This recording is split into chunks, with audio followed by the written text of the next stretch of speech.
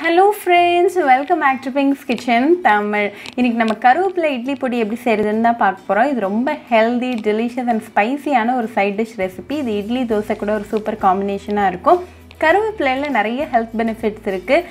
Heart டிசீஸோட risk இது நல்லாவே கம்மி பண்ணும். இது ஒரு பவர்ஃபுல்லான ஆன்டிஆக்சிடென்ட். டயபெட்டிக்ஸ் மேனேஜ் பண்றதுக்கு இது ரொம்பவே ஹெல்ப்ஃபுல்லா இருக்கும். அப்புறமா பாக்டீரியாஸை இது கில் பண்ணும்.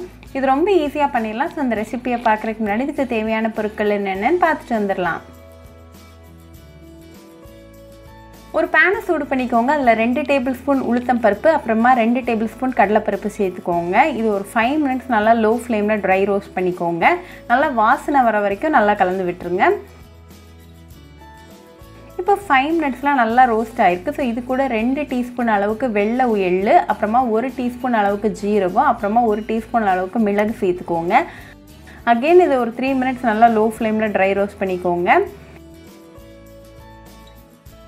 இப்போ 3 நிமிஷம் ஆயாச்சு. ஸோ இது கூட ஒரு 10 காஞ்ச மிளகாய் அப்புறமா 2 கப் அளவுக்கு நல்லா ஃப்ரெஷ்ஷான கருவேப்பிலை இலைகள் சேர்த்துக்கோங்க. இது ஒரு 5 மினிட்ஸ் நல்லா ட்ரை ரோஸ்ட் பண்ணுங்கள். இந்த கருவேப்பிலை நல்லா ரோஸ்ட் ஆகிற வரைக்கும் நல்லா ட்ரை ரோஸ்ட் பண்ணிக்கோங்க. இப்போ 5 மினிட்ஸ்னால் நல்லா வாசனை வந்துகிட்டு இருக்குது. ஸோ ஒரு சின்ன பால் சைஸ் அளவுக்கு புளியை சேர்த்துக்கோங்க. கூடவே ஒரு சிட்டிகை பெருங்காயத்தூள் சேர்த்துக்கோங்க. இதை லைட்டாக மிக்ஸ் பண்ணிவிட்டு ஃப்ளேம் ஆஃப் பண்ணிடுங்க. இப்போ இந்த இன்க்ரீடியன்ஸை கம்ப்ளீட்டாக ஆற விட்டுருங்க. இப்போ 10 நிமிஷத்தில் இன்க்ரீடியன்ஸ்லாம் ஆறி ரெடியாக இருக்குது. ஸோ இது ஒரு மிக்சர் ஜாருக்கு மாற்றிடுங்க. இது கூட 1 டீஸ்பூன் அளவுக்கு உப்பு சேர்த்துக்கோங்க. இது நல்லா ஃபைன் பவுடராக அரைச்சி எடுத்துகிட்டு வந்துடலாம்.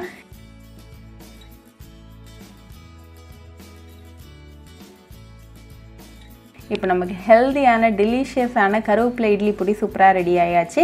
இது ஒரு 8 கண்டெய்னரில் போட்டு வச்சு 3 மாதம் வரைக்கும் நீங்கள் வச்சு என்ஜாய் பண்ணலாம்.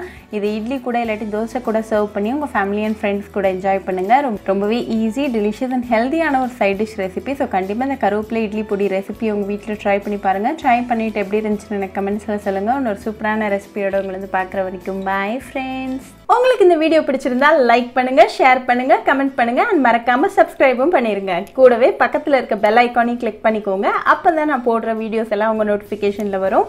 உங்களுக்கு ரெசிபிஸ் இங்கிலீஷில் பார்க்கணுன்னா பிங்க்ஸ் கிச்சன் சேனலை பாருங்கள். சேனலோட லிங்க் நான் அந்த டிஸ்கிரிப்ஷன் பாக்ஸில் கொடுக்குறேன். மறக்காமல் செக் பண்ணுங்கள். இன்னொரு இன்ட்ரெஸ்டிங்கான ரெசிபியோடு உங்களை பார்க்குற வரைக்கும் பாய் ஃப்ரெண்ட்ஸ்.